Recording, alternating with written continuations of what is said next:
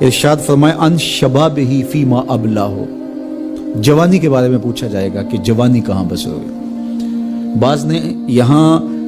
ان جسدہ فیما ابلاہ، ابن حبان نے اور امام ترمذی نے جو حدیث روایت کی ہے اس میں یہ لفظ بیان کیے کہ جسم کے بارے میں سوال ہوگا،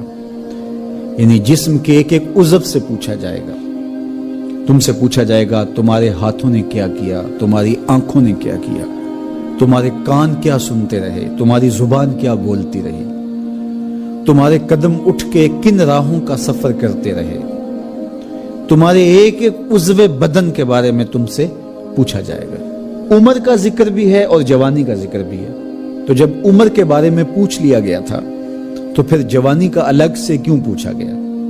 تو کہا کہ جو جوانی ہے یہ عمر کا خلاصہ ہے۔ کہتے جوانی مستانی ہوتی ہے، یہ شباب کے لمحے، آوارگی کے لمحے ہوتے ہیں، انسان کنٹرول نہیں کر پاتا، لیکن اگر اللہ کا خوف اس کے سینے میں ہو، اس کی محبت اس کے رگو ریشہ میں محو نفوذ ہو، تو پھر جوانی میں توبہ کرنے والے اور جوانی میں اللہ کی رضا جوئی کے لیے کوشاں ہونے والے اللہ کی خاص رحمتوں اور کرم نوازیوں سے مالا مال ہوتے، اور عمومی طور پہ گناہ کی زندگی جوانی کی زندگی ہوتی، اور جس نے جوانی کو سنبھال لیا اس کا بڑھاپا بھی خوبصورت ہو گیا، اور جو جوانی کو سنبھال نہ سکا تو اس کے پلے پھر باقی بچا ہی کیا۔ اسی لیے ایک روایت میں آتا ہے ان اللہ یحب الشاب التائب، اللہ تعالیٰ جل شانہ توبہ کرنے والے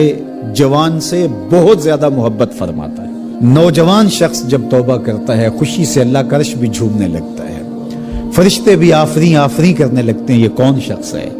تو جوانی کی توبہ اللہ کو بہت محبوب ہے۔ اسی لیے ارشاد فرمایا گیا کہ وَشَابٌ نَشَأَ فِي عِبَادَةِ اللَّهِ، وہ جوان جس کی جوانی اللہ کی عبادت میں گزرتی ہے، کل قیامت کے دن جب کوئی سایہ نہیں ہوگا اللہ اس جوان کو اپنے عرش کا ٹھنڈا سایہ عطا فرمائے۔ تو جوانی کو سنبھال کے رکھنا، یہ پوچھا جائے گا کہ تو نے جوانی کیسے گزاری۔ دعا کرو کہ قیامت کے دن جب ہم سے سوال ہو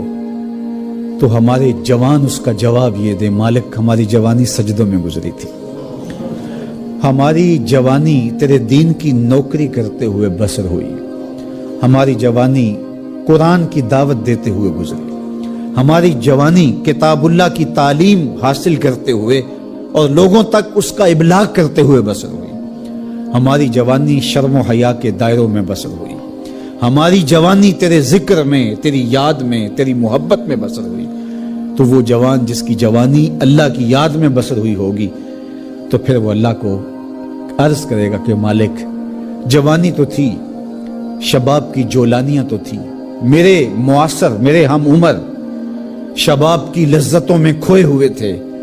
لیکن مالک میری پیشانی سجدے میں تیرے حضور جھکتی تھی اور میری آنکھیں تیرے حضور آنسوں کا خراج پیش کرتی تھی،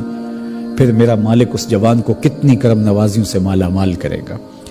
جوانوں کو جو اس وقت میرے مخاطبین ہیں میں کہوں گا کہ اپنی جوانی کو اتنا ستھرا اور پاکیزہ بنا لو کہ کل حشر کے دن شرمندگی نہ ہو کہ جوانی کو تو ہم سنبھال نہیں سکے، ہم دیوانے ہو گئے تھے، ہماری خواہشات بے قابو ہو گئے تھے، ہم اپنی عصمت کے جوہر کو محفوظ نہ رکھ پائے، ہماری نظروں سے حیا اور شرم کا جوہر اڑ گیا اور ہم آوارہ مزاج چوکوں گلیوں بازاروں اور تھڑوں کے اوپر بیٹھ کے جوانی کے قیمتی لمحے ضائع کیے۔ کہیں یہ جواب نہ دینا پڑے بلکہ اللہ کے حضور ہم یہ کہیں کہ مالک